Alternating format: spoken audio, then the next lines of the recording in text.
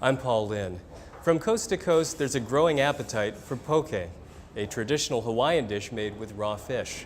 Plenty of places now are serving it on the East Coast and with great variety. But Sons of Thunder helped to put poke on the map here in New York.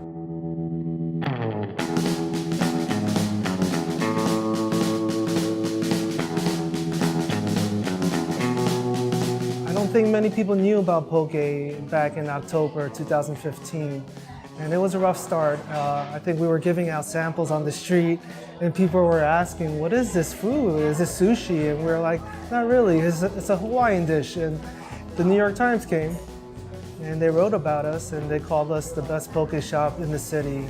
And ever since then, it's just been a dream, you know? People from all over the world seem to come here and want to try out our poke. And they keep it pretty simple. Just 3 kinds of seafood poke, including an ahi tuna bowl. It's the freshest tuna, cubed and marinated in the restaurant's own shoyu sauce, which combines soy sauce, sesame oil, and ginger, along with onions and seaweed. It's the only marinade used. And we will mix that with the fish and the sauce. And we offer a spicy mayonnaise if they like it spicy. We also serve vegetarian options such as tofu, golden beets. It's a very simple poke, but it seems to translate well over all the different fishes we serve, like salmon and octopus. This keeps the food in touch with its origins and the focus on quality fish, and the taste reminiscent of what the brothers remembered growing up. Our grandparents and our parents immigrated through Hawaii, through the West Coast, and we grew up here in New York City though. We enjoyed poke as young children as well, and different interpretations of it. Our dream was always to have a restaurant and a place where we can serve people good food that we would eat at home. In Hawaii, poke is really just the marinated fish, maybe a side dish.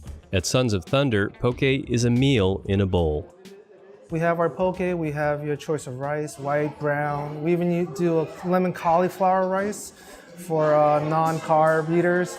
And then we put some greens in there, and then you can add an assortment of different toppings. So I don't think you would find the bowl, so to speak, in Hawaii, but that's how we serve it here in New York.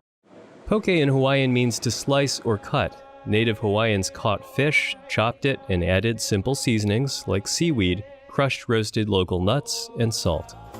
Experts believe the origins of the dish may be at least many centuries old, and as Polynesians, Japanese, Koreans, and Chinese migrated to the islands, they helped evolve the taste of poke, Hawaii's beloved dish.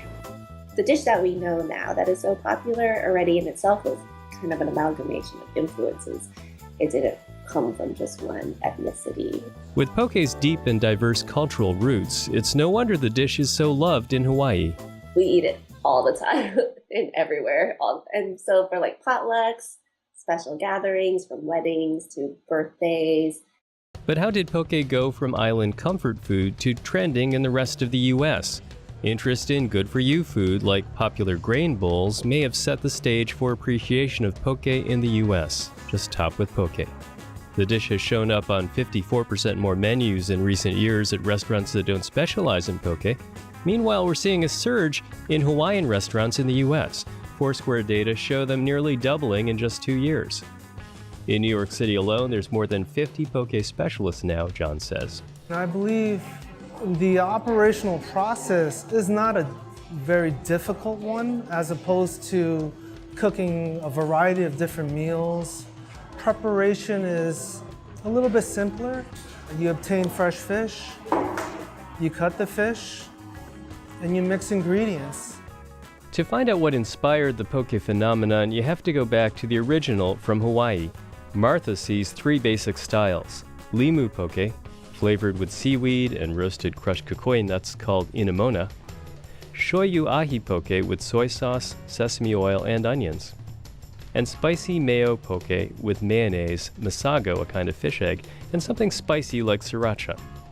Her new book, The Poke Cookbook, has traditional recipes as well as some innovations that may change what you think about this dish. Yeah, I think I honestly may have stretched the 7th edition of poke a little bit, but in itself, poke means to chop, slice. So it's almost like I took that as the framework, but as much as possible, tried to make the flavors tied to Hawaii. Including a beet and macadamia nut poke in which the beets resemble cubes of tuna, and other innovative preparations that still recall the islands. There's one that's a kind of Moroccan blackened ahi with preserved lemon.